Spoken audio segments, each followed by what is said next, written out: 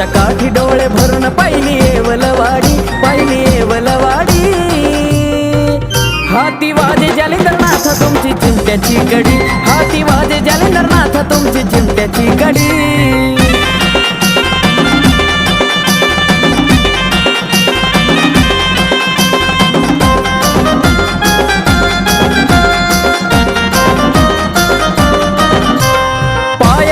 करतो पूजन चिमटा उभा ठेवून, चालतो पुढे आदेश आरोळी ठोकून।